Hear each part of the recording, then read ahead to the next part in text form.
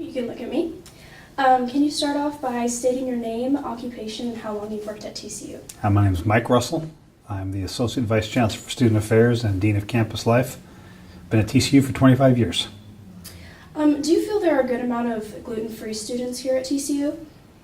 We're certainly seeing more and more students with gluten sensitivities. It's on the uprise. I don't know what a good amount would be, but it's certainly an issue. Do you feel TCU does enough to accommodate these students? I think we try. It's a difficult allergy to avoid. I'm very pleased with the Magnolia Station in the King Family Commons building. That is a place where the 7 out of the 8 most common food allergies are avoided completely.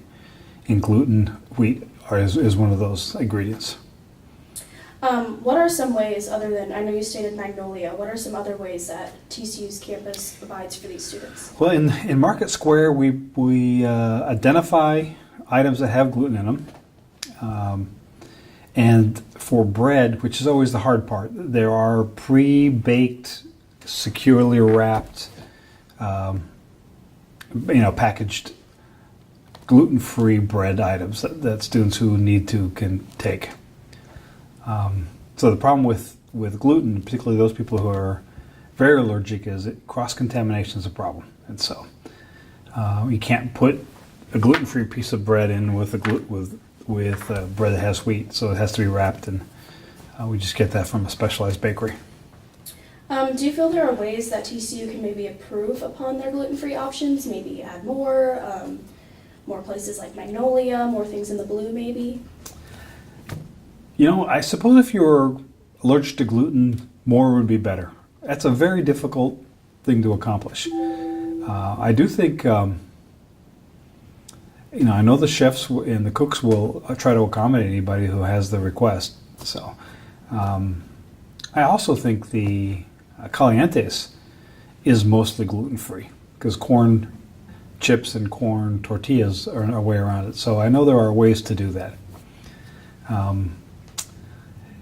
I know one of the things we discovered is sometimes our pre-made French fries are coated with a little wheat. And so we're trying, I think, to avoid that and maybe go with fresher cut French fries.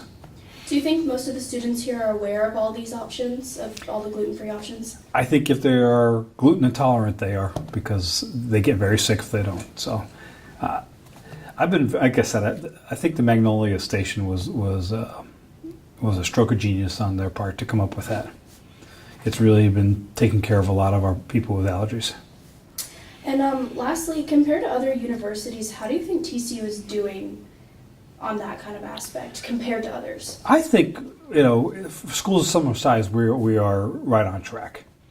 Now, there are schools that are very large that have, 5 times the students who can open up an entire cafeteria or dining place to take care of food allergies.